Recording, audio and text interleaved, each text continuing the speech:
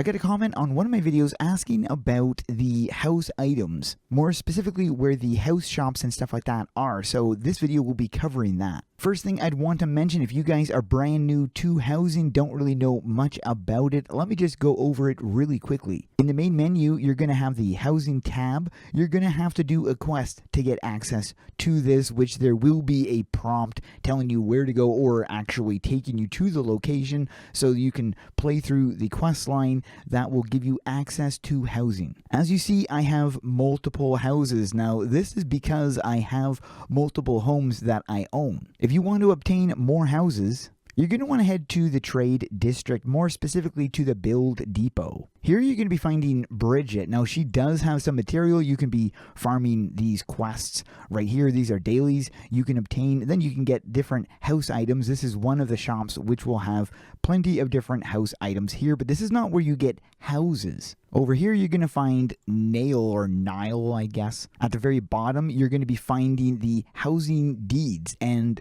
deeds are your property. Now, everybody starts with one home. You will get the basic when you start up housing. You will be getting the basic room, and you'll get this for free. Now, most house deeds do cost dragon crystals. However, you will have some free options like this one, which is a guardian house for 1 million, or the castle room or the pocket hangout. Now, if you are not a guardian, this is going to be locked. You do need to be a guardian to get this, but you're also going to find a ton of different house items right from this guy. This is where you're going to be finding the majority of everything you're going to be needing for basic house designs, including some of the large stuff. This is where you can find some of the very first statues. But down at the very bottom, you're going to be having special furniture collections, and this is where you're going to be finding some of the seasonal stuff. And in here, you will have the option to purchase the collection, which will then also give you the house plan, which you could also purchase individually if you would prefer. A lot of different stuff in here. And then you do have other shops like this. Now, these are seasonal stuff you purchase directly, but you will find several of these collections with different house plans. So if you're looking for more houses, this is where you would be finding it. I don't think this thing has a house. Nope. But since housing has come to the game, there's way more options than when it first came out. And yeah, quite a few options with gold as well, which is also nice. And I forgot they had the plush moglins. You can also purchase these house statues as well, which are adorable. Now, you can access those shops right from this little button, which you'll have. It'll be a different location on mobile, but it will access you to the player housing, which will then provide you with a lot of the housing options.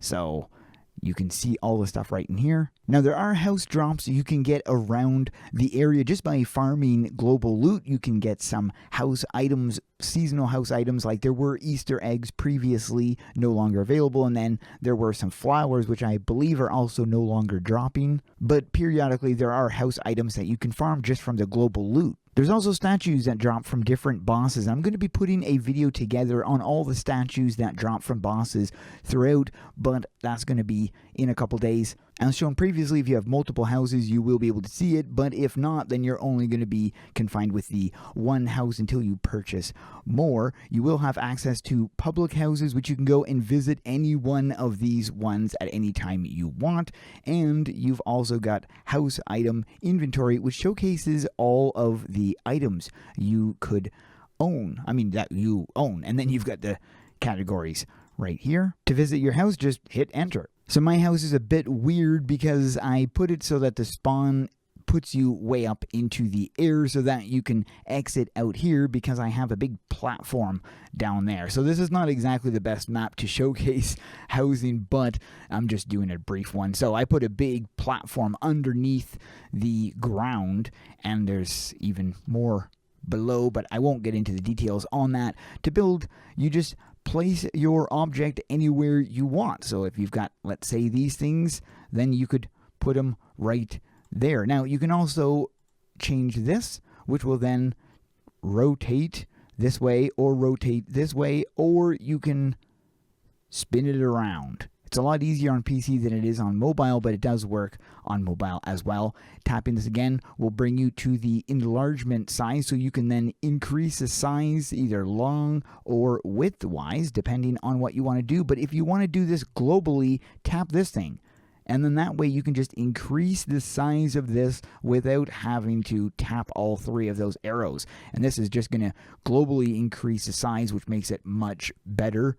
For moving, you've got your arrows to move it. Now on PC, you don't need to do it this way. You could be just moving it like this. And you can also do this on PC, but tapping this will be switching it between this mode and this mode. This mode is where you can delete it. You can also refresh it.